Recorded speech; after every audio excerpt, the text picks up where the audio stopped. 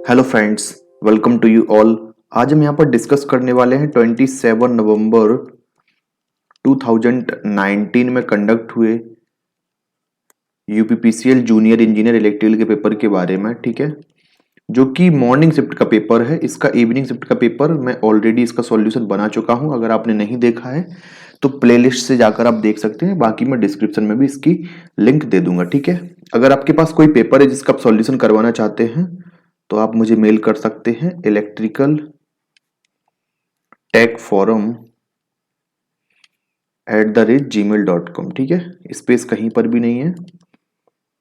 ठीक है, लगातार है ये, तो इससे आप मुझे मेल कर सकते हैं। ठीक है, जो भी रिस्पॉन्स की है फाइनल रिस्पॉन्स की मेल करना। ठीक है, अगर आप करना चाहते हैं तो यहाँ पर हम पार्ट 3 को लेकर आए हैं। इसके ऑलरेडी 2 पार्ट अपलोड किए जा चुके हैं। अगर आपने नहीं देखे हैं तो मैं डिस्क्रिप्शन में लिंक दे दूंगा, आप उनको भी यहाँ से देख सकते हैं। चलिए, तो क्वेश्चन नंबर 51 से स्टार्ट करते हैं। क्वेश्चन नंबर 51 है, हमसे पूछा गया है कि निम्नलिखित दी हुई यूनिट में से कौन सी यूनिट नहीं है प्रेशर मेजरमेंट के लिए। ठीक है, तो प्रेशर मेजरमेंट के लिए कौन सी यूनिट नहीं है, तो ऑप्शन डी करेक्ट हो जाएगा, न्यूटन पर मीटर। क्योंकि अगर हम पीएसआई की बात करें, पाउंड पर स्क्वायर इंच, पाउंड पर स्क्वायर इंच, ठीक है, ये भी प्रेशर की यूनिट है। एमएमएम ऑफ एचजी ये भी प्रेशर की यूनिट है। बार भी प्रेशर की यूनिट है, लेकिन न्यूटन पर मीटर प्रेशर की यूनिट नहीं है। प्रेशर की जितनी भी यूनिट्स हैं उनको मैं ऑलरेडी डिस्कस कर चुका हूं प्रीवियस पार्ट में। अगर आपने अभी तक उनको नहीं देखा तो जरूर देख लेना। ठीक है, बेसिकली जो प्रेशर है, प्रेशर इक्वल टू होता क्या है, फोर्स पर यूनिट एरिया। तो यहाँ पर न्यूटन पर मीटर स्क्वायर निकल के आता है। अगर यहाँ पे मीटर की जगह मीटर स्क्वायर होता तो ये फोर्स की यूनिट हो जाती। ठीक है, और न्यूटन पर मीटर की अगर बात करें तो ये सरफेस टेंशन की यूनिट होती है। सरफेस टेंशन की यूनिट होती है न्यूटन पर मीटर। ठीक है, तो यहाँ पे प्रेशर के साथ, प्रेशर की यूनिट्स के साथ में हमें सरफेस टेंशन की यूनिट को मिक्स करके दे दिया गया, तो ऑप्शन डी करेक्ट हो जाएगा। Newton per metre square is not the unit of the pressure measurement. Next question number 52 है, हमसे पूछा गया है, हमें एक 4 pole wave bound armature given है जिसमें 720 कंडक्टर का यूज किया गया है, 720 कंडक्टर का यूज किया गया है, और यह 1000 आरपीएम पर रोटेट कर रहा है, और इसमें जो यूजफुल फ्लक्स है 20 मिली वेबर है। हमें कुछ नहीं है, सिंपली जो जनरेटेड वोल्टेज है उसको कैलकुलेट करना है। यानी कि सिंपली इजी इक्वल टू क्या हो जाएगा, 5Z N P upon 60 into A. ठीक है, अब यहां पे वेव बाउंड है तो ए इक्वल टू 2 हो जाएगा। ठीक है, वेव बाउंड के लिए ए की वैल्यू कितनी, 2 पुट करेंगे हम, तो 20 इंटू 10⁻³ इंटू 720 कंडक्टर्स यूज किए गए हैं। आरपीएम की बात करें तो 1000 आरपीएम की स्पीड है, और अगर पोल की बात करें तो हमें 4 पोल गिवन है। ठीक है, पैरेलल पाथ इसमें 2 होंगे क्योंकि वेव बाउंड आर्मेचर को यूज किया गया यहाँ पे, तो 2 हो जाएगा। ठीक है, ए इक्वल टू 2 हो जाएगा, ए यानी कि पैरेलल पाथ। तो जनरेटेड ईएमएफ देखते हैं यहाँ पे, तो यहाँ पे ये 12 बार कटेगा यहाँ से। ठीक है, यहाँ पे ये 6 आ जाएगा, और 10⁻³ ये 1000 कैंसिल हो जाएगा इससे। ठीक है, तो 6 दूनी 12, 120, 12 चौको 48, 480 वोल्ट कितना आ गया भाई, 480 वोल्ट हमारा जो है जनरेटेड ईएमएफ हमें मिल गया। तो option A will be the right answer, तो ऑप्शन ए करेक्ट आंसर हो जाएगा। नेक्स्ट क्वेश्चन नंबर 53 है, हमसे पूछा गया है कि निम्नलिखित में से कौन सी ऐसी कैरेक्टरिस्टिक नहीं है unexcited single phase synchronous motor के लिए। तो सिंपल सी हमें बताना है कि इनमें से कौन सी कैरेक्टरिस्टिक नहीं है सिंगल फेज सिंक्रोनस मोटर के लिए। ठीक है, तो single phase synchronous motor operates from a single phase supply, yes ये सही है। सेल्फ स्टार्ट होती है, ये भी सही है। रन एट कांस्टेंट स्पीड, ये भी सही है। तो सिंगल फेज सिंक्रोनस मोटर की कौन सी कैरेक्टरिस्टिक नहीं है? तो ऑप्शन बी करेक्ट हो जाएगा, क्योंकि इसको रिक्वायरमेंट नहीं होती है किसी भी तरीके के डीसी एक्साइटेशन के लिए। तो ऑप्शन है बी करेक्ट हो जाएगा कि required DC excitation for the rotor, because single phase synchronous motor does not require any type of DC excitation for the rotor. So question number 53, option number B is the right answer. Next question number 54 है, हमसे पूछा गया है कि कितनी suspension insulators का आवश्यकता होगी 120 केबी ट्रांसमिशन सिस्टम के लिए। ठीक है, यानी कि हम सस्पेंशन इंसुलेटर की स्ट्रिंग को कैलकुलेट करना है कि कितने इंसुलेटर लगाए जाएंगे। ठीक है, तो सबसे पहले हमारे पास जो लाइन वोल्टेज है वो कितना है 132 केबी। इनको नॉर्मल हम फेज वोल्टेज में कन्वर्ट करेंगे तो 132 अपॉन अंडर रूट 3। ठीक है, इसको 3 से डिवाइड कर देंगे अपन। इसके बाद अगर हम 132 को रूट 3 से डिवाइड करते हैं तो हमारे पास कितना निकल के आता है 76.21 76.21 केवी। ठीक है, ये फेज वोल्टेज निकल के आया। अब हम क्या करेंगे, हम इसी फेज वोल्टेज को 11 से डिवाइड कर देंगे। ठीक है, क्योंकि एक डिस्क का पोटेंशियल जो होता है वो कितने वोल्टेज के लिए रेटिंग दी जाती है उसको, तो 11 केवी के लिए। तो 76.21 बटे 11। ठीक है, ये क्या है नंबर ऑफ डिस्क है ये। ठीक है, number of disc phase voltage divided by 11 kV, तो केवी से केवी कैंसिल और 76.21 को हम 11 से डिवाइड करेंगे तो सिंपली यहाँ पे 6.9 के अप्रोक्स आएगा। इसको हम अराउंड 7 मान लेंगे। ठीक है, और 7 प्लस 1। ठीक है, टोटल नंबर ऑफ डिस्क कितना हो जाएगा 7 प्लस 1 हो जाएगा 1 फॉर सेफ्टी पर्पज। हमेशा सेफ्टी पर्पज के लिए हम एक एक्स्ट्रा डिस्क को कनेक्ट करते हैं, that is we have total 8 disc. हमें 8 डिस्क की रिक्वायरमेंट होगी। Then option D is the right answer. For 132 kb transmission system we required 8 suspension type of insulator in every string. ठीक है, next question number 55 है,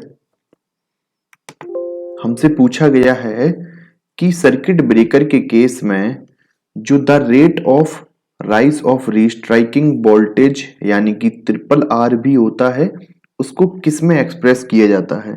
ठीक है, तो देखते हैं RRR rate of rise of restriking voltage का जो फॉर्मूला होता है वो होता है Vm upon root LC into sine T upon root of LC। ठीक है, और इसको किस में एक्सप्रेस करते हैं, it is expressed in kilovolt पर माइक्रो सेकेंड। तो इसका जो राइट आंसर हो जाएगा option number A correct answer हो जाएगा। इसको हम किलोवोल्ट पर माइक्रो सेकेंड में एक्सप्रेस करते हैं। तो क्वेश्चन नंबर 55 के लिए ए करेक्ट आंसर हो जाएगा। नेक्स्ट क्वेश्चन नंबर 56 है, हमसे पूछा गया है कि निम्न में से कौन सा ऊर्जा संरक्षण का उदाहरण है। सिंपल सी बात है, हमें यहाँ पे एनर्जी कंजर्वेशन का कोई एक एग्जाम्पल ढूंढकर बताना है। ठीक है, तो इसका आंसर हो जाएगा ऑप्शन नंबर डी। सिंपल इसका आंसर है गर्मा गर्म लैंप की जगह LED लैंप का उपयोग। यानी कि सिंपल सी बात है, यहाँ पर बात किसकी हो रही है, जो इनकैंडेसेंट लैंप हम यूज करते हैं, इनकैंडेसेंट लैंप को LED से रिप्लेस करने की यहाँ पे बात करी जा रही है, क्योंकि जो LED होती है वो एनर्जी इफिशियंट होती है। ठीक है, तो इनकैंडेसेंट लैंप को अगर हम LED से रिप्लेस कर देते हैं तो एनर्जी कंजर्वेशन का हमें एग्जाम्पल देखने को मिल जाएगा। बाकी के जो तीनों के तीनों ऑप्शन हैं ये किसी भी तरीके का एनर्जी को कंजर्व नहीं करते हैं, तो ऑप्शन डी करेक्ट हो जाएगा। नेक्स्ट क्वेश्चन नंबर 57 है, हमसे पूछा गया है हमें एक 2 पोल 50 हर्ट्ज और 11 केबी का एक टर्बो जनरेटर गिवन है, ठीक है, जिसकी रेटिंग कितनी है 60 मेगावाट है, जब पावर फैक्टर 0.8 लैगिंग पर है। तो हमें मशीन की जो रेटिंग है वो MVA में बतानी है, ठीक है। सबसे पहले हम इम्पीडेंस, जो पावर ट्राइंगल है हम उसको देख लेते हैं सबसे पहले, ठीक है। ये ट्राइंगल हो गया, यहाँ पे क्या है, कोई एंगल फाई है, ठीक है। यहाँ पे क्या है, एक्टिव पावर है, यहाँ पे क्या है, रिएक्टिव पावर है। यहाँ पे MVA में गिवन है ना, तो हम इसको MVA में ही लेके चलेंगे, ठीक है ना। MVAR और यहाँ पे MB और यहाँ पे MVA, ठीक है। कुछ नहीं करना है, सिंपली cos फाई का फॉर्मूला लगा देंगे। cos का फॉर्मूला लगा देंगे तो cos फाई इक्वल टू कितना हो जाएगा, आधार बटे कर्ण हो जाएगा। तो आधार क्या है, मेगावाट है, और कर्ण क्या है, MVA है। सिंपल है, MVA को हम यहां लेकर आएंगे तो मेगावाट हमें गिवन कितना है, सिंपली हमें 60 मेगावाट गिवन है। और अगर हम बात करें पावर फैक्टर की, तो पावर फैक्टर हमें कितना गिवन है, तो 0.8 हमें पावर फैक्टर की वैल्यू गिवन है। जब हम इसको सॉल्व करेंगे तो सिंपली हमें 75 MVA देखने को मिल जाएगा, ठीक है। यही है, इसको ऐसे भी लिख सकते थे हम, cos phi equal to P upon S, ऐसे करके भी लिख सकते थे। यहाँ पे हमने ये S को कैलकुलेट किया है, ठीक है, S को कैलकुलेट किया है। तो यहाँ पे हमारा 75 MVA हमारा निकल के आ गया।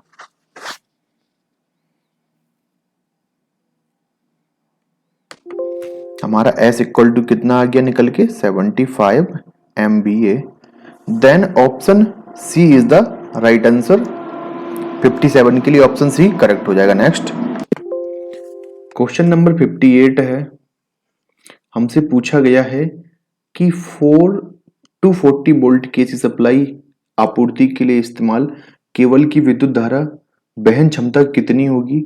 5 HP 75% दक्षता वाली मोटर और 0.8 पावर फैक्टर पर संचालित होती है, ठीक है। कुछ नहीं है, हमसे यहाँ पे करंट की वैल्यू पूछी गई है कि करंट सिंगल फेज से कितनी ज्यादा करंट कैरिंग कैपेसिटी होगी केबल की, ठीक है। सिंपल सा क्वेश्चन है, दक्षता गिवन है, हमें आउटपुट पावर 5 HP गिवन है। तो सिंपली हम क्या करेंगे, इफिशियंसी का ही फॉर्मूला यूज करेंगे, आउटपुट अपॉन इनपुट।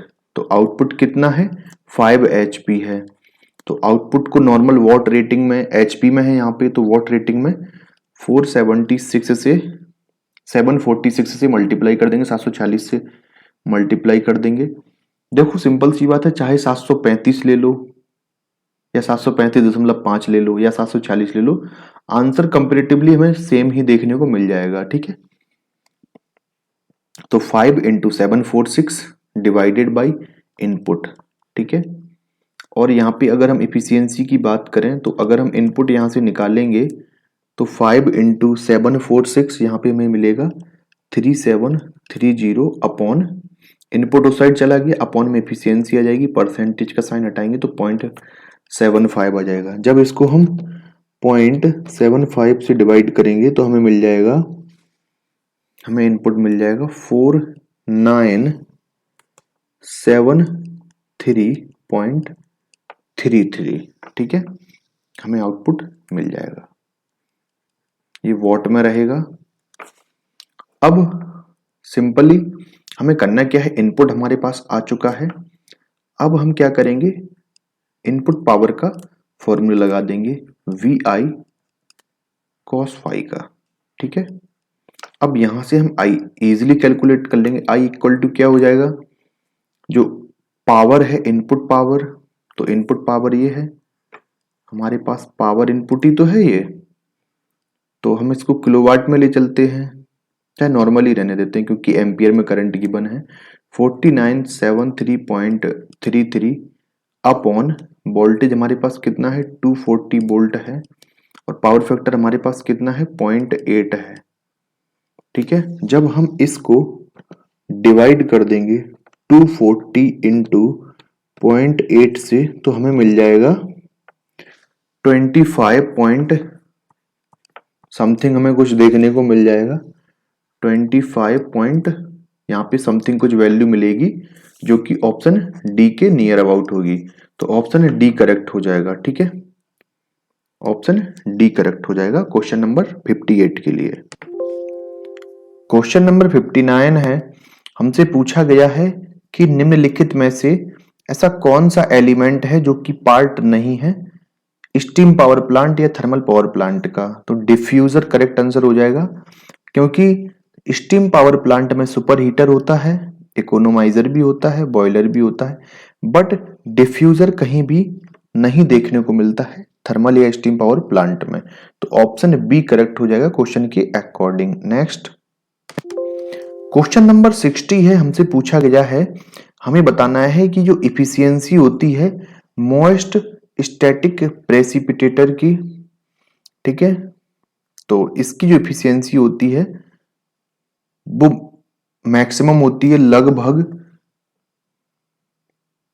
99.5%। ठीक है, मैक्सिमम मान के चलते हैं नियर अबाउट 100%। ठीक है, हो सकता है आपको कहीं 99.9 भी मिल जाए, 99.8 भी मिल जाए। तो देखो, जो इलेक्ट्रोस्टैटिक प्रेसिपिटेटर हो चाहे मोस्ट स्टैटिक प्रेसिपिटेटर है, इन दोनों की इफिशियंसी हमेशा ज्यादा होती है। ठीक है, तो 99.5% सबसे ज्यादा यही है, तो ऑप्शन ए करेक्ट हो जाएगा क्वेश्चन नंबर 60 के लिए। नेक्स्ट क्वेश्चन नंबर 61 है, हमसे पूछा गया है, हमें एक 4 पोल डीसी जनरेटर गिवन है जो कि रन कर रहा है 750 आरपीएम पर और एक ईएमएफ 240 वोल्ट का जनरेट कर रहा है और आर्मेचर वेव बाउंड है और इसमें 792 कंडक्टर का यूज किया गया है और टोटल फ्लक्स की वैल्यू हमें गिवन है 0.0145 वेबर। हमें लीकेज कोफिशिएंट का पता करना है। सबसे पहले हम क्या करेंगे, हम वर्किंग फ्लक्स को निकालेंगे। ठीक है, तो वर्किंग फ्लक्स कैसे आएगा, जो जनरेटेड ईएमएफ है उसका फॉर्मूला क्या होता है 5ZNP अपॉन 60 इंटू ए। ठीक है, अब हमें पता है, अगर हम यहां से फॉर्मूले को थोड़ा सा रिफॉर्म करें तो हमें यहाँ पे क्या बनेगा फॉर्मूला इजी इंटू 60A बटे ZNP। तो ये फॉर्मूला रहेगा। इससे हम जो फाई है जो कि कैसा है वर्किंग फ्लक्स को हम कैलकुलेट कर लेंगे। ठीक है, तो देखते हैं वर्किंग फ्लक्स हमारा कितना निकल के आता है। Phi working that will be equal to generated EMF which is 240 volt multiply by 60 and there is a wave bound generator, so A equal to 2 and the number of conductor 792 and the value of RPM that will be 750 and number of pole is 4. Then finally the working flux will be 0.1212 weber. ठीक है, तो और हमारे पास total flux कितना है जो कि हमारा गिवन है, कितना है 0.0145 वेबर। ठीक है, ये क्या है, ये गिवन है। ठीक है, तो हमें पता है कि जो लीकेज फैक्टर है, हमें पता है जो leakage factor that will be equal to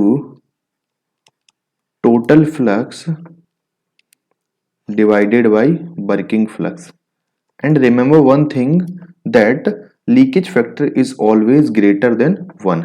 ठीक है, क्योंकि टोटल फ्लक्स हमेशा ज्यादा होगा वर्किंग फ्लक्स से, तो लीकेज फैक्टर की ओवरऑल वैल्यू भी ग्रेटर देन 1 होगी। सिंपल सी बात है। ठीक है, टोटल फ्लक्स अगर हम बात करें तो हमें कितना गिवन है 0.0145 और वर्किंग फ्लक्स की बात करें तो 0.1212।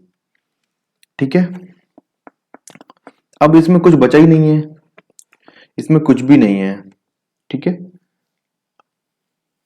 अगर हम मिली में ले जाएं इसको 14.5 मिली वेबर हो जाएगा ये। ठीक है, अगर हम इसकी बात करें तो 12 मिलीवेबर ये हो जाएगा। ठीक है, तो मिलीवेबर से मिलीवेबर कैंसिल हो गया। अब 14.5 को जब हम 12.12 से डिवाइड करेंगे तो फाइनली हमें 1.9 that is approximately equal to 1.9 कुछ समथिंग रहता है, यहाँ पे भी पॉइंट आगे रहता है कुछ। ठीक है, जो कि अप्रोक्सीमेटली 1.2 के नियर अबाउट हो जाता है, तो ऑप्शन डी करेक्ट हो जाएगा। जो लीकेज कोफिशिएंट है हमारा 1.2 निकल के आ जाएगा। ठीक है, सिंपल सा क्वेश्चन था। नेक्स्ट क्वेश्चन नंबर 63 है। हमें एक थर्मोमीटर गिवन है जो कि कैलिब्रेट किया गया है 150 से 300 डिग्री सेल्सियस तक। इसकी जो एक्यूरेसी है उसको स्पेसिफाई किया गया है 0.2% ओवरऑल स्पान के लिए। जो स्पेन है हमारा 150 का, तो इसमें अगर स्पेन की बात करें तो स्पेन कितना निकल के आ रहा है, 300 में से 150 को माइनस कर देंगे तो 150 डिग्री सेल्सियस जो स्पेन है वो निकल के आ रहा है। और 150 डिग्री सेल्सियस स्पेन के लिए जो स्पेसिफाइड एक्यूरेसी है वो कितनी है, ±0.2%। ठीक है, तो एक्यूरेसी हमारी इतनी निकल के आ रही है। अगर हम स्टैटिक एरर की बात करें, तो सिंपली कुछ नहीं है, देखो 150 डिग्री सेल्सियस पर स्पेन के लिए हमारी एक्यूरेसी कितनी, ±0.2% निकल के आ रही है। देखो सिंपल कुछ नहीं है, यहाँ पर जो परसेंट वैल्यू मेंशन है ये 100 के लिए 100 डिग्री सेल्सियस के लिए वैलिड है, ये ±0.2%। ठीक है, अगर हम 150 डिग्री सेल्सियस की बात करेंगे तो 0.2/100 इंटू 150। ठीक है, 0 से 0 कैंसिल हो जाएगा, 1.5 इंटू 1.5, एक सेकंड कंफ्यूजन हो जाएगा आप लोगों को, एक सेकंड, सीक्वेंस वही रहने देते हैं। 0.2 10 का डिवाइड कर देंगे तो यहाँ पे 1.5 बचेगा। ठीक है, तो 150 डिग्री सेल्सियस के लिए 15 दूनी 30, दैट विल बी 0.30। ठीक है, यानी कि 0.3, तो प्लस माइनस 150 डिग्री सेल्सियस के लिए कितना निकल के आएगा, ±0.3 निकल के आएगा। तो ऑप्शन बी करेक्ट हो जाएगा, ±0.3 क्वेश्चन नंबर 63 के लिए। ठीक है, याद रखेंगे, आसान सा क्वेश्चन था, इसमें कुछ ज्यादा था नहीं। हमने क्या किया, हमने देखा कि 150 डिग्री सेल्सियस के स्पेन के लिए ±0.2% की एक्यूरेसी है, स्टैटिक एरर निकालनी है। देखो ये परसेंटेज की वैल्यू है, ये कितनी 100 के लिए गिवन होती है हमेशा। हमसे पूछा कितना है, 150 के लिए पूछा है, तो 150 के लिए कुछ नहीं है, हम क्या करेंगे 150 के लिए सिंपली इस तरीके से कैलकुलेट कर लेंगे। ठीक है, मैनुअली यही सही तरीका है कैलकुलेट करने का। तो यहां से निकल के हमारा 0.3 आ जाएगा, ±0.3 डिग्री सेल्सियस का इसमें जो है स्टैटिक एरर देखने को मिलेगी मैक्सिमम के केस में। ठीक है, नेक्स्ट क्वेश्चन नंबर 64 है। हमसे पूछा गया है कि दिए हुए में से कौन सा एग्जाम्पल है स्टैटिक रिले का। तो सबको पता होगा जो ट्रांजिस्टर होता है वो एक स्टैटिक डिवाइस है, तो ट्रांजिस्टर से बनी हुई रिले को ही हम ट्रांजिस्टर रिले कहते हैं, और यह एक स्टैटिक रिले का एग्जाम्पल है। माहू रिले में भी मूविंग पार्ट होते हैं, थर्मल रिले में भी मूविंग पार्ट होते हैं, और इंडक्शन कप रिले में भी मूविंग पार्ट होते हैं। बाकी ऑप्शन बी करेक्ट हो जाएगा according to the question. Question number 65 है। हमसे पूछा गया है how many operating time in case of a power plant will the plant use factor and capacity factor be the same. यानी कि सिंपल सा, कितने टाइम्स के लिए या कितने आवर के लिए जो प्लांट यूज फैक्टर है वो प्लांट कैपेसिटी फैक्टर के बराबर होगा। तो सबसे पहले हम देखते हैं प्लांट कैपेसिटी फैक्टर। ठीक है, प्लांट कैपेसिटी फैक्टर सिंपल सा, इसमें कुछ नहीं है, प्लांट आउटपुट होता है किसमें, किलोवाट आवर में। ठीक है, एनर्जी है एक तरीके से ये, अपॉन में क्या, प्लांट कैपेसिटी इनटू, अगर हम एनुअल की बात करें अगर हम एनुअल की रिस्पेक्ट में बात करें, एनुअल प्लांट कैपेसिटी फैक्टर, तो इसमें जो टाइम रहेगा उसको हम रिप्लेस कर देंगे किससे, 8760 से, 8760 से, ठीक है। अगर हम बात करें प्लांट यूज फैक्टर की, तो सिंपली इसमें क्या होता है, जो एनर्जी आउटपुट है या प्लांट एनर्जी आउटपुट या प्लांट आउटपुट कुछ भी हो सकता है किलोवाट आवर में, ये सेम चीज है दोनों की दोनों, upon plant capacity into T. यहां पे जो टी है ये रिप्रेजेंट कर रहा है कि कितने टाइम के लिए हमने प्लांट की कैपेसिटी को इस्तेमाल किया है, कितने टाइम के लिए हमने प्लांट से लोड कनेक्ट किया है। अगर हम इन दोनों को बराबर करना चाहते हैं, देखो एनुअल प्लांट कैपेसिटी, ठीक है, और एनुअल प्लांट यूज फैक्टर, ठीक है, अगर हम इन दोनों को इक्वेट कर दें तो ऊपर वाले दोनों टर्म कैंसिल हो जाएंगे, ये कैंसिल हो जाएगा, प्लांट कैपेसिटी से प्लांट कैपेसिटी कैंसिल हो जाएगा। फाइनली जो टाइम मिलेगा हमें, या जो ऑपरेटिंग टाइम मिलेगा हमें, वो कितना मिलेगा, 8760 ही देखने को मिलेगा जनरली। यानी कि एनुअल प्लांट कैपेसिटी फैक्टर और प्लांट का जो यूज करने का फैक्टर है, इन दोनों फैक्टरों को आपस में इक्वल तभी किया जा सकता है जब जितनी मैक्सिमम कैपेसिटी हमने 1 ईयर में 8760 आवर के लिए प्लांट से ली है और उतना ही हमने उसका यूज भी किया हो, मतलब हमने 1 घंटे के लिए भी प्लांट का यूज करना बंद नहीं किया है, यानी कि हमने लगातार प्लांट का यूज किया है, ठीक है। तो 8760 आवर के लिए ये किस में है, आवर में है, ठीक है। तो इसके लिए ऑप्शन बी करेक्ट हो जाएगा, option B is the right answer. Equate करके निकाल सकते हैं आप, ठीक है। तो हमारा टाइम कितना निकल के आएगा, operating time 8760। Next question number 66 है, हमसे पूछा गया है कि सिस्टम वोल्टेज के लिए हाई वोल्टेज डिस्ट्रीब्यूशन इलेक्ट्रिसिटी के लिए कितना सिस्टम वोल्टेज होना चाहिए, यानी कि सिंपल हाई वोल्टेज डिस्ट्रीब्यूशन के लिए हम कितना वोल्टेज रेंज को इस्तेमाल करते हैं, बेसिकली क्वेश्चन यही है।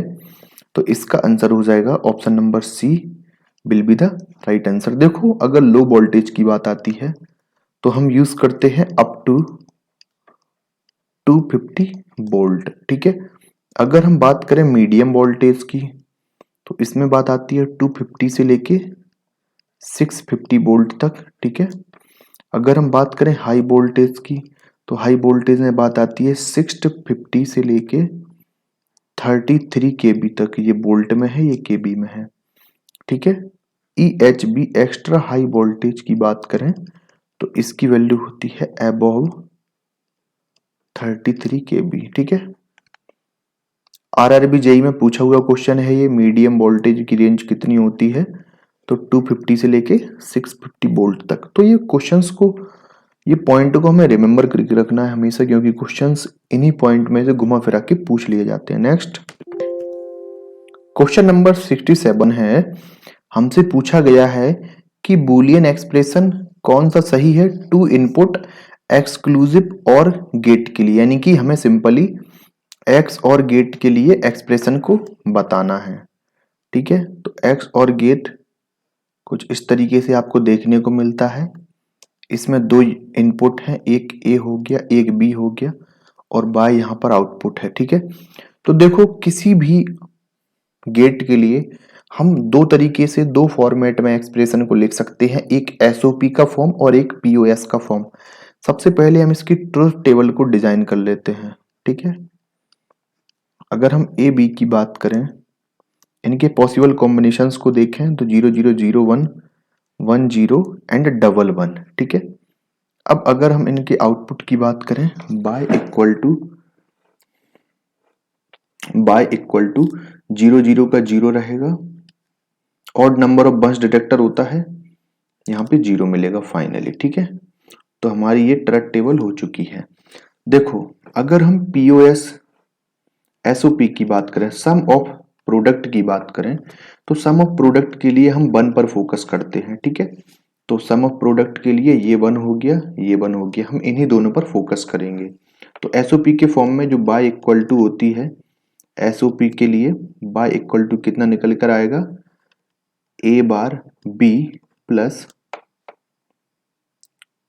ए बी बार, यानी कि जो जीरो साइड का वैल्यू है, ए के नीचे जीरो आ रहा है तो ए बार हो जाएगा, एक बी के नीचे वन आ रहा है तो बी हो जाएगा, सिंपली एसओपी होगी। अगर हम पीओएस की बात करें तो पीओएस के लिए हम जीरो पर फोकस करते हैं और जस्ट अपोजिट बिहेवियर रहेगा, जैसे कि ये रहा हमारा जीरो, तो ये पीओएस के लिए है, ठीक है, ये जीरो जीरो, तो इसमें ए के नीचे जीरो है, बी के नीचे जीरो है, तो इस पे हम सिंपली ए प्लस बी लिख देंगे, ठीक है। और अगर हम नीचे वाली की बात करें तो इसमें क्या निकल कर आएगा, हमारा ए बार प्लस बी बार निकल के आएगा। अब देख लो भाई, इनमें से कौन सा ऑप्शन है जो मिल रहा है। अगर हम इसको ही फर्दर सॉल्व करेंगे, तो हमारा इतना ही निकल के आएगा, A bar B plus A B bar, ठीक है। तो ऑप्शन अगर हम देखें यहाँ पे ए बार बी ये मिल गया यहाँ पे और ए बी बार, ठीक है। तो simply option C will be the right answer, option C correct हो जाएगा क्वेश्चन नंबर 67 के लिए। नेक्स्ट क्वेश्चन नंबर 68 है, हमसे पूछा गया है हमें करेक्ट सीक्वेंस बताना है फ्लू गैसेस के लिए थर्मल पावर प्लांट में। तो ऑप्शन डी करेक्ट हो जाएगा। सबसे पहले गैस बॉयलर में जाएगी, फिर इकोनोमाइजर में, फिर एयर प्री हीटर में, इसके बाद ड्राफ्ट फैन में, इसके बाद चिमनी से बाहर एग्जिट हो जाएगी, ठीक है। तो ऑप्शन डी करेक्ट आंसर हो जाएगा। नेक्स्ट क्वेश्चन नंबर 69 है, हमसे पूछा गया है कि निम्नलिखित में से कौन सी प्रोटेक्शन को हम प्रिफर करते हैं ग्राउंड फॉल्ट के केस में, ठीक है। तो इसके लिए राइट आंसर हो जाएगा option number C, that is the reactance relay. Reactance relay का यूज करते हैं हम ग्राउंड फॉल्ट के लिए, ठीक है। तो ऑप्शन सी करेक्ट आंसर हो जाएगा। क्वेश्चन नंबर 70 है, हमसे पूछा गया है कि निम्न में से कौन सा एज अ कूलेंट हम यूज नहीं करते हैं फास्ट ब्रीडर रिएक्टर में। तो ऑप्शन इसके लिए option yes, option B correct हो जाएगा, ऑक्सीजन। हम कभी ऑक्सीजन का यूज नहीं करते हैं एज अ कूलेंट की तरह फास्ट ब्रीडर रिएक्टर में। CO2 का यूज किया जाता है, लिक्विड मेटल मोस्टली यूज होता है और हीलियम का भी यूज कर सकते हैं हम, ठीक है। तो ऑक्सीजन का यूज हम नहीं करते हैं as a coolant fast breeder reactor के केस में। क्वेश्चन नंबर 71 पर मूव करेंगे। क्वेश्चन नंबर 71 है, हमसे पूछा गया है कि निम्नलिखित में से कौन सी क्वांटिटी है जिसको हम मेजर कर सकते हैं CRO कैथोड रे ऑसिलोस्कोप की हेल्प से। तो ऑप्शन डी करेक्ट हो जाएगा। चाहे वोल्टेज हो, चाहे करंट हो, चाहे फ्रीक्वेंसी हो या चाहे फेज हो, इन चारों की चारों चीजों को हम मेजर कर सकते हैं by the help of the cathode ray oscilloscope. तो क्वेश्चन नंबर 71 के लिए ऑप्शन डी करेक्ट हो जाएगा। क्वेश्चन नंबर 72 है, हमसे पूछा गया है कि जो फिगर हमें गिवन है नीचे, ये फिगर क्या रिप्रेजेंट करता है। तो ऑप्शन सी करेक्ट हो जाएगा। ये जो डायग्राम है ये रिप्रेजेंट करता है थ्री फेज थ्री वायर। देखो थ्री फेज हमें यहाँ से पता लग गया R बाय बी, ठीक है। तो ये तो कॉमन है सभी में, थ्री वायर है, ये भी कॉमन है। अब देखो यहाँ पे टेढ़ा मेढ़ा फॉर्म है, यानी कि इसका मतलब ही क्या है, जिगजैग है। देखो स्टार होता तो इतना ही होता, डेल्टा तो ये किसी भी सूरत में दिख नहीं रहा है, ठीक है ना। जिगजैग ग्राउंड, अगर ये यहाँ पर हम इसके जो न्यूट्रल पॉइंट है अगर हम इसको ग्राउंड कर देते तो ऑप्शन ए करेक्ट हो जाता कि भाई three phase three wire zigzag grounded. But यहाँ पर ग्राउंड भी नहीं किया गया इसको, ठीक है, ग्राउंड भी नहीं किया गया हमने इसको, तो इस केस में three phase three wire zigzag हो जाएगा, ठीक है। तो option C will be the right answer. Next question number 73 है, हमसे पूछा गया है निम्न में से कौन सा ऐसा मेथड है जो कि डायरेक्ट मेथड है लेवल मेजरमेंट के लिए। तो साइड ग्लास सिस्टम आपको पता होगा कि हम साइड में जो टैपिंग सिस्टम होता है उसी को देख के बता देते हैं, साइड में गिलास लगा होता है, उसी से हम जो है लेवल का इंडिकेशन बता देते हैं कि कितना लेवल है और किस लेवल तक उसमें लिक्विड है या जो भी चीजें उसमें मौजूद हैं। बेसिकली लिक्विड के लिए यूज होता है साइड ग्लास सिस्टम का। तो option D will be the right answer. Next question number 74 है, हमसे पूछा गया है कि टू वायर सिस्टम हमें गिवन है और इसमें एक एंड पर जो वोल्टेज है वो 500 वोल्ट है और लाइन 300 किलोमीटर तक लंबी है। सॉरी, यहाँ पे 300 किलोमीटर नहीं है, यहाँ पे 3 किलोमीटर है। कितनी? 3 किलोमीटर। लाइन कितनी लंबी है? लाइन ओनली 3 किलोमीटर ही लंबी है। ठीक है, तो फुल लोड करंट कितना कैरी कर रही है? 120 एम्पियर।